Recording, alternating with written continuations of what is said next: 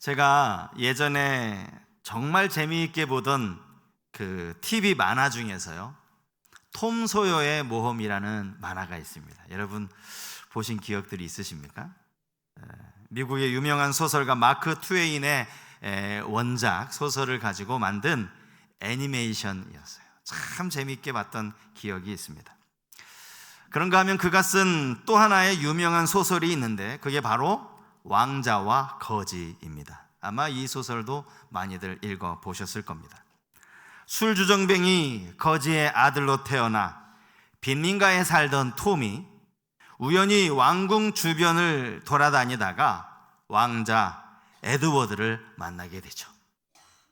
둘이 이야기를 나누다 보니까 아니 이 두 사람이 태어난 날과 시가 같더라는 거죠.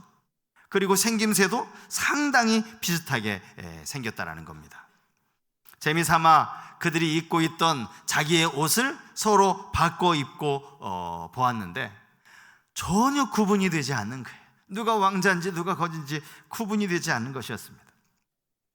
그런데 이 거지 옷을 입은 왕자 에드워드가 잠시 밖으로 나갔다가 경비병이 그를 발견하고는 거지인 줄 알고 그를 왕국에서 쫓아버립니다.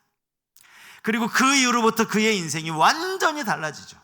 더 이상 그는 왕자가 아닙니다. 정말 거지로서 살아가게 됩니다. 반대로 왕자의 옷을 입은 이 거지 톰도 마찬가지죠. 그는 왕궁에서 왕자로서 호의호식하면서 그렇게 지내게 됩니다. 결국 나중에는 이 왕의 도장이라고 할 수 있는 이 옥새가 어딘가에 숨겨져 있는데 그 숨겨진 곳을 에드워드가 어디인지를 알아냅니다. 그래서 그가 진짜 왕자라는 사실이 밝혀지게 되죠. 에드워드는 다시 이제 왕궁으로 돌아올 수 있게 되었고, 또 그가 왕궁을 떠나 있는 동안 나라를 나름 잘 다스렸던 그의 친구 톰도 관직을 주어서 그렇게 다스리게 했다라는 이야기가 이 소설의 대략적인 줄거리입니다. 여러분, 이 소설에서 거지 옷을 입은 이 에드워드는요, 자기가 아무리 왕자라고 내가 이 거지 옷을 저 톰의 거지 옷을 입었지 나는 왕자라고 에드워드라고 아무리 이야기를 해도요, 그 말을 믿어줄 사람은 한 사람도 없었습니다. 게다가 한번 이런 일이 있고 나니 지금 경비실도 비상이 걸린 것 아닙니까? 어디 거지가 왕궁에까지 들어와서 왕자의 방에 들어올 수 있었느냐? 그 뒤로부터 아주 삼엄한 경비를 했으니 그가 다시 왕궁에 들어가고 싶어도 들어갈 수가 없는 지경이 된 겁니다. 그래서 어쩌면 그는 한 번의 실수로 평생 이제는 왕자가 아닌 거지로 살아갈 수밖에 없게 된 셈입니다. 그럼에도 불구하고 이 에드워드에게서 발견할 수 있는 놀라운 점이 있는데요, 그는 끝까지 자기가 왕자라는 사실을 잊지 않습니다. 사람들에게 내가 왕자라고 막 이야기를 했다가 오히려 핀잔을 받고 침뱉음을 당하고 심지어는 매를 맞기까지 합니다. 아니 이게 거지 주제에 정신까지 나갔네? 이런 식으로 얼마나 많은 구타를 당했는지 몰라요. 그럼에도 불구하고 그는 끝까지 내가 왕자라고, 나는 영국의 왕자라고, 나는 반드시 다시 왕궁에 들어가게 될 것이라고 그렇게 확신을 가지고 살아갑니다.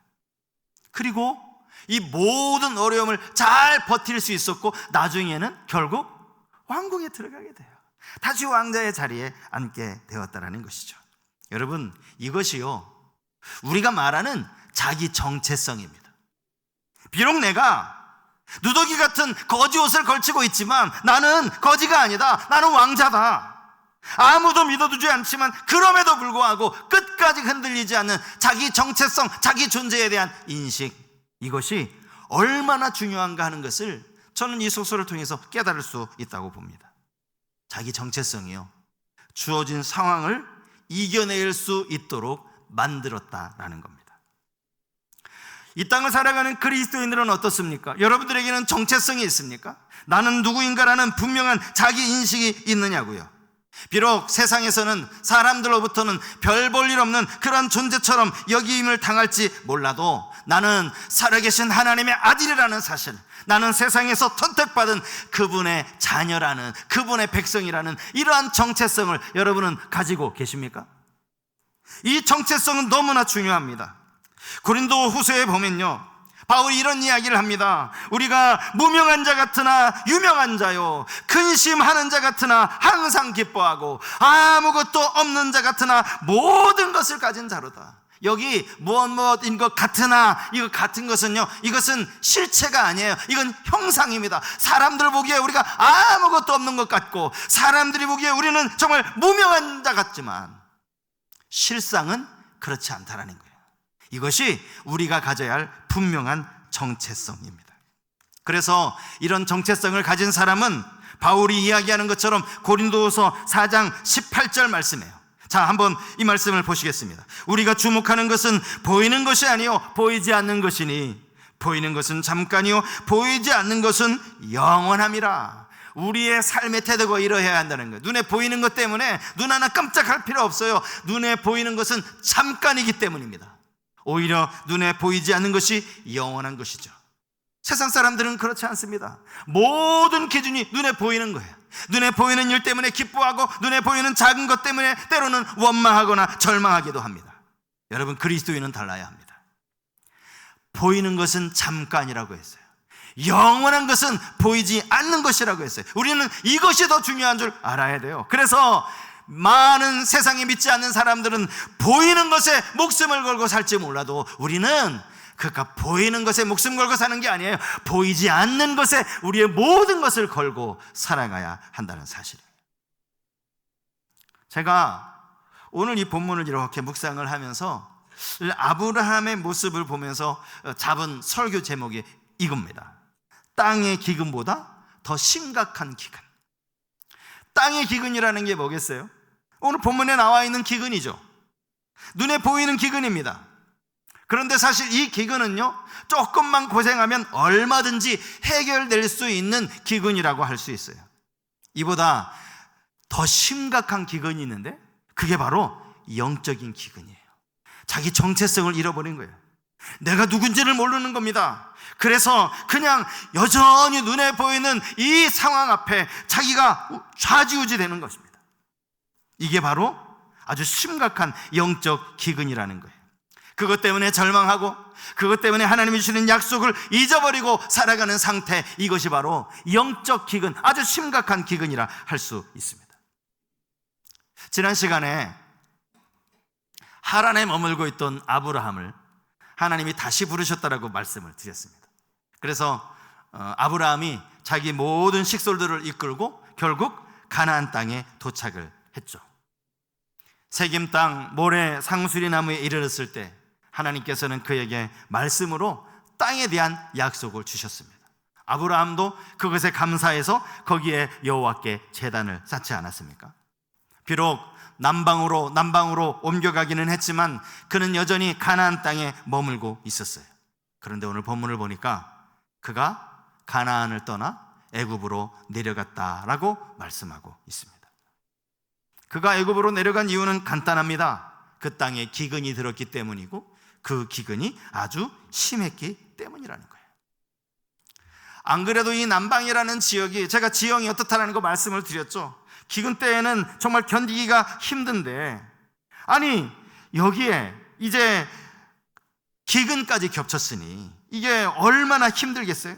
그래서 어쩔 수 없이 아브라함이 자기 가족들을 위해서 내려갔겠구나, 우리가 이렇게 생각할 수도 있는 부분입니다. 근데 여러분, 우린 여기서 한 가지를 더 생각해 봐야 돼요. 왜 그렇다면 하나님이 그 땅에 기근을 허락하셨을까라는 겁니다. 왜 하나님이 약속하신 그 가나안 땅, 그 땅에 기근이 생겼을까요? 천신만고 끝에 아브라함 일행을 꼭 이 가나안 땅으로 이끌으셨던 그 하나님, 얼마든지 하늘의 비를 하나님이 주관하시고 이름 부여 늦은 비를 내리시는 분이 하나님이신데 말입니다. 왜 이 땅에 가뭄이 들게 하셨을까요? 왜요? 물론 이것이 아브라함을 연단하시려고 하는 하나님의 계획이었다라고 그렇게 이야기할 수도 있습니다. 그 말이 틀린 말은 아닐 거예요. 하지만 여러분, 약간 관점을 바꿔서요, 하나님이 어쩌면 이 땅의 기근을 통하여서 아브라함의 영적인 상태를 보여주시려는 것은 아니었을까라고 우리가 생각해 볼 수 있다는 거죠. 땅이 기근이 든 모습을 보면서 이게 너의 상태다라는 것을 하나님이 경고하시는 그런 의미가 아니었을까라는 겁니다. 그래서 고난과 시련이라는 그런 관점 말고 하나님의 관점, 하나님의 경고라는 관점으로도 얼마든지 이 본문을 볼 수 있다는 거죠. 보십시오. 그는 애굽으로 내려가는 것을 아무렇지도 않게 생각합니다. 물론 잠시 기근을 피해보겠다는 그런 생각이 틀렸다고 말할 수는 없겠죠. 하지만 여러분, 그는 이미 앞에서 여호와의 이름을 부르고 하나님께 제단을 쌓았던 사람 아닙니까? 하나님도 사람의 형상으로 그에게 나타나셔서 그분과 말씀을 주고받으셨습니다. 이런 모든 일들을 그가 경험했단 말이죠. 아니, 이 약속하신 이 땅에 이 아브라함이 얼마나 힘겹게 도착했어요. 천신만고 끝에 도착하지 않았습니까? 그런데 아무렇지도 않게 애굽으로 이렇게 쉽게 내려갑니까? 여러분, 이거는 말이 안 되는 겁니다. 하나님의 뜻을 묻는 기도조차 하지 않았던 그런 아브라함의 모습을 오늘 우리가 본문에서 유심히 봐야 한다는 거예요. 사실 아브라함이 애굽으로 내려갔던 근본적인 이유가 있어요. 그건 두려움입니다. 어쨌든 아브라함이 가장으로서 자기 아내도 있고 조카 롯도 있고 또 하란에서 이끌고 온 많은 가축들도 있는데 그냥 여기에 이렇게 남아있어서는 도저히 살 수 없겠다라는 그런 두려움도 있었을 거예요. 그런데 오늘 본문을 가만히 보시면 두려움이 그게 끝이 아니에요. 어쩌면 아브라함의 아주 속내를 들여다볼 수 있는 그런 말씀이 오늘 본문에 나옵니다. 그게 뭡니까? 자기 아내를 누이라고 속이는 거예요. 자, 본문 12절 말씀 보시겠습니다. 애굽 사람이 그대를 볼 때에 이르기를 이는 그의 아내라 하여 나는 죽이고 그대는 살리리니. 오늘 이 본문에 보면 아브라함이 이렇게 이야기합니다. 사라를 향하여 그대로 말미암아 마치 정말 사라에게 설득하듯이 모든 상황을 일일이 잘 상세하게 설명하는 것 같지만 사실은 내가 살고 싶다라는 거죠. 나 죽고 싶지 않다라는 거예요. 아브라함이 지금 두려워하고 있는 것은 자신의 죽음이었다라는 것입니다. 여러분, 그 룻기 말씀이요, 어떻게 처음 시작하는지 아십니까? 룻기 1장 1절이 이렇게 되어 있어요. 사사들이 치리하던 때에 그 땅에 흉년이 드니라. 유다 베들레헴의 한 사람이 그의 아내와 두 아들을 데리고 모압 지방에 가서 거류하였는데, 오늘 본문과 내용이 비슷하죠. 여기도 역시 흉년이 들었고요, 또 한 사람이 가족들을 이끌고 모압으로 내려갔다라는 말씀이 나와요. 그런데 여러분, 사사들이 치리하던 때가 언제입니까? 사사들이 치리하던 때의 영적인 상태가 어떤 상태였습니까? 다들 알고 계실 거예요. 왕이 없으므로. 왕이 없기는 왜 없어요? 이스라엘 백성을 다스리고 가르치는 왕 여호와 하나님을 인정하지 아니하고 각자 자기 소견에 옳은 대로 행하였던 바로 그 시대, 영적인 암흑기, 바로 그때가 사사시대 아니냐고요. 그런 사사시대에 왜 흉년이 들었겠어요? 이스라엘의 영적인 상태를 보여주는 것 아니냐는 말입니다. 그리고요, 거기에 엘리멜렉이라고 하는 이 한 사람은 유다 지파 사람이라고 나와요. 유다 지파. 유다는요, 이스라엘 12지파 가운데 야곱이 특별히 사실 장자도 아님에도 불구하고 장자의 지파로 그렇게 인정해준, 하나님도 그렇게 승인한 그 지파가 유다 지파입니다. 그 유다 지파 사람 가운데 한 사람 엘리멜렉이 흉년을 피해보겠다고 지금 모압으로 내려가고 있어요. 여러분, 이게 지혜입니까? 이게 삶의 지혜입니까? 그렇지 않습니다. 가장으로의 책임도 아니에요. 그의 마음이 이미 하나님을 떠나 있었다라는 증거입니다. 그래서 여러분, 룻기의 내용 다 아실 거예요. 이렇게 떠나고 나서 그들이 겪은 고생이 얼마나 엘리멜렉 죽죠. 두 아들 다 죽죠. 과부만 3명 남는 것 아닙니까? 오늘 본문도 마찬가지라는 겁니다. 그렇게 아브라함이 사례를 잘 설득을 했는지 이제 사례가 아브라함의 아내가 아닌 아브라함의 누이 동생이 되어버렸습니다. 그리고는 그의 아름다움으로 말미암아 아브라함이 부자가 되죠. 자, 16절 말씀입니다. 이에 바로가 그로 말미암아 아브라함을 후대함으로 아브라함이 양과 소와 노비와 암수 나귀와 낙타를 얻었더라. 여러분, 바로가 왜 뜬금없이 아브라함에게 이렇게 많은 것, 양도 주고 소도 주고 노비도 주고 또 나귀와 낙타까지 이걸 왜 줬을까요? 여러분, 이거는요 결혼 예물이에요. 결혼 예물. 당시 신부를 얻기 위해서 신부 친족에게 주었던 그런 예물이라고요. 바로에게 당연히 왕비가 있었겠죠. 근데 왕비가 있어도 뭐 우리나라 조선시대도 마찬가지 아닙니까? 한 나라의 그 최고 통치자는요 그냥 왕비만 있는 게 아니에요. 여러 명의 후궁을 두고 있었어요. 바로 역시 저 사례가 이렇게 아름답다고 하니까 자기의 후궁으로 삼으려고, 그래서 아브라함에게 준 이 모든 것은 다 예물이라고. 예물. 오빠니까요. 사례를 내 후궁으로 허락해달라는 그런 의미로 아브라함에게 갖다 준 거예요. 그러면 여러분, 여기서 아브라함이 어떻게 해야 됩니까? 이게 갑자기 바로가 이 많은 것을 가지고 왔어요? 그러면 아브라함이 이게 뭔지 알았을 거예요. 금방 알았을 거예요.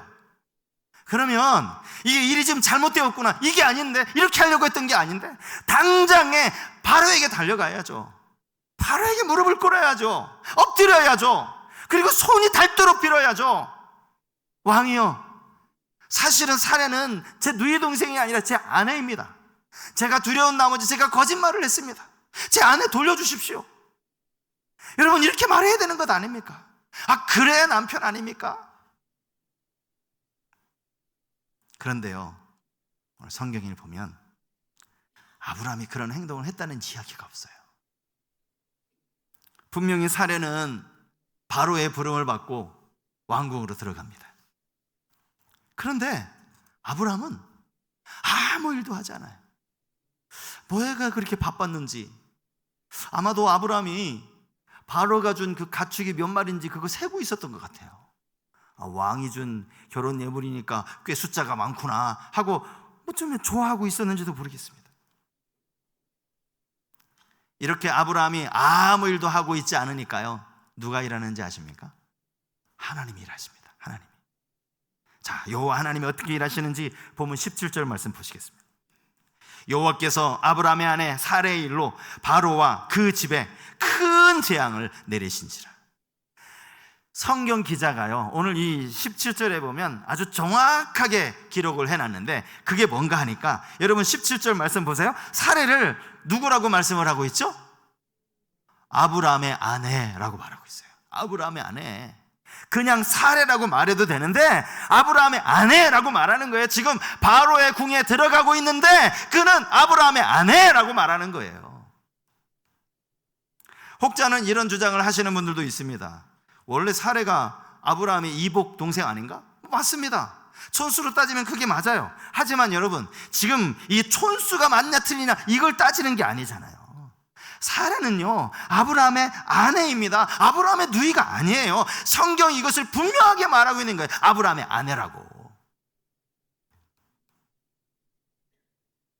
결국 바로에게 큰 재앙이 임했다라고 나오고 있는데, 여러분 성경에 보면 진짜 억울한 사람은 바로입니다. 바로가 무슨 잘못을 했죠? 바로가 한 게 잘못입니까? 그는 분명히 사례가 아브라함의 누이인 줄 알았어요. 아브라함이 그렇게 말했기 때문입니다. 그러므로 이 재앙을 받아야 할 사람은 바로가 아닙니다. 아브라함입니다. 아브라함은 정말 큰 실수를 한 것이죠. 여러분, 이거 한번 생각해 보시자고요. 정말 바로가 이 사례를 자기 후궁으로 맞아들여서 바로와 사례 사이에 아기가 태어났다면 여러분 어떻게 되는 겁니까? 하나님께서 분명히 아브라함에게 약속하시기를 내 씨로 말미암아 번성하게 하겠다라고 하나님 분명히 말씀하시고, 네 자손을 번성케 하겠다고 분명히 말씀하셨는데 사라는 이미 아브라함의 아내가 아니에요. 그럼 어떻게 되는 거예요? 지금 하나님의 약속이 완전히 어그러지는 것 아닙니까? 하나님이 하신 약속을 아브라함이 지금 발로 차버리는 거예요. 지금 발로 뭉개버리고 마는 겁니다. 지금 이런 상태에서 바로가 큰 재앙을 입어요. 그게 구체적으로 무엇인지는 알 수 없어요. 그런데 오늘 성경을 가만히 보면 이미 이 재앙을 받은 것 같아요. 그리고는 아브라함을 불러서 호되게 책망을 합니다. 사실 성경에 보면 막 책망하는 것으로 나오는데 만약에 제가 바로였다면 저는 어떻게 했을 것 같습니까? 당장에 감옥에 쳐넣죠. 곤장 몇백 대는 맞아야죠. 여러분 얼마나 억울한 일입니까? 근데 너 때문에 지금 내가 입은 모든 이 재앙으로 인한 이 피해 보상 네가 다 해, 네가 다 책임져, 네가 다 보상해, 그렇게 말해야 되는 것 아니냐고요. 여러분 이 모든 원인이요 어디에 있다고요? 아브라함이 자기 정체성을 잊어버린 거예요. 여기에 있는 거예요. 분명한 정체성을 가지고 못했기 때문에 이런 일이 생겨날 수밖에 없었다는 거예요. 여러분 그 아브라함의 정체성이 무엇입니까? 창세기 12장 2절 말씀이요. 좀 우리 이 말씀을 같이 한번 읽었으면 좋겠어요. 하나님이 분명히 말씀하신 아브라함의 정체성이에요. 우리 같이 한번 읽겠습니다. 시작. 내가 너로 큰 민족을 이루고 내게 복을 주어 내 이름을 창대하게 하리니 너는 복이 될지라. 정체성이 뭡니까? 내가 너를 복이 되게 할 것이다. 너를 복의 통로로 사용하겠다. 내가 너를 불렀고 내가 너를 사용할 것이다. 하나님께서 그를 사용하시겠다고 하는 이 복이라고 하는 이 정체성을 아브라함이 잊어버리고 나니까 그의 인생이 이렇게 비참하게 될 수밖에 없었다는 거예요. 하나님의 복이 될 사람이요 아내 때문에 내가 죽을지도 모른다는 이런 두려움에 빠져가지고 거짓말을 하고 있으니 여러분 이게 얼마나 어리석고 얼마나 비천하고 얼마나 초라합니까? 오늘 예수를 구주로 영접한 우리 모든 성도들에게 하나님의 자녀가 되는 권세가 주어졌다는 이 정체성을 잊지 않기를 바랍니다. 여러분 우리는 하나님의 자녀가 되는 권세를 받은 사람이에요. 여기 이 요한복음 1장 말씀 아닙니까? 이 권세라는 이 단어를 다른 번역성경으로 찾아보니까 자격이라고 되어 있어요. 여러분 우리가 하나님 자녀가 될 자격이 뭐가 있어요? 하나님이 거저 주신 거죠. 또 다른 성경에 보니까 특권이라고 되어 있어요. 특권. 맞아요. 특권이에요. 이 보통 특권이 아닙니다. 이런 특권이 어디 있습니까? 하나님을 아버지라고 부를 수 있는 이런 특권 그냥 아무에게나 줄 수 있는 특권인가요? 그렇지 않습니다. 그런데 이 특권을 받았음에도 불구하고 많은 사람들이 자기 정체성을 모르고 살아가요. 그래서 비참해지는 겁니다. 조금만 내 앞에 어려운 일이 찾아오면 자꾸 그것만 보는 거예요. 그것만. 저는 성경에 나오는 이 요나서를 읽을 때마다 참 요나 선지자가 참 안 됐다, 심지어는 안쓰럽다라는 생각까지 들 때가 있습니다. 그때가 언젠가 하니까 요나서 1장 6절에 이런 말씀이 나오지 않습니까? 선장이 그에게 가서 이르되 자는 자여 어찌함이냐, 일어나서 내 하나님께 구하라. 혹시 하나님이 우리를 생각하사 망하지 아니하게 하시리라 하니. 여러분 하나님의 특별한 부름을 받아서 저 니느웨로 가서 하나님의 심판을 선포하라는 이 명령을 받은 선지자가 지금 잠자다가요 하나님을 알지도 못하는 선장에게 이런 꾸지람을 받고 있어요. 아니 남들 다 기도하는데 너 왜 기도 안 해? 네가 믿는 신에게 기도해. 하나님을 알지도 못하는 선장이 하나님의 선지자에게 말입니다. 자기 정체성을 모르니까 이런 비참한 결과를 낳는 거 아니겠느냐고요. 그런데요 오늘 본문의 결론을 보면요 바로가 당장 사례를 다시 돌려주죠. 아브라함에게 다시 돌려줍니다. 그리고는 아브라함에게 주었던 모든 재물은, 그 결혼 예물은 다시 돌려받지 않아요. 여러분 결혼 예물은요 결혼을 전제로 해서 신부 가족에게 주는 예물이거든요. 결혼이 지금 파산이 됐잖아요. 무효가 되어버렸잖아요. 아브라함이 속여서 그런 거잖아요. 그러면 그거 다시 돌려받아야죠. 이거 너한테 줄 이유가 없어. 다시 받아야죠. 그런데 그건 그대로 가지고 아브라함이 자기 가족들을 이끌고 돌아갔다라고 성경이 말씀하고 있어요. 왜 그러셨을까요? 하나님이 왜 그렇게 하셨을까요? 여전히 하나님이 아브라함을 사랑하시기 때문입니다. 아브라함의 실수에도 불구하고 하나님이 끝까지 아브라함을 사랑하세요.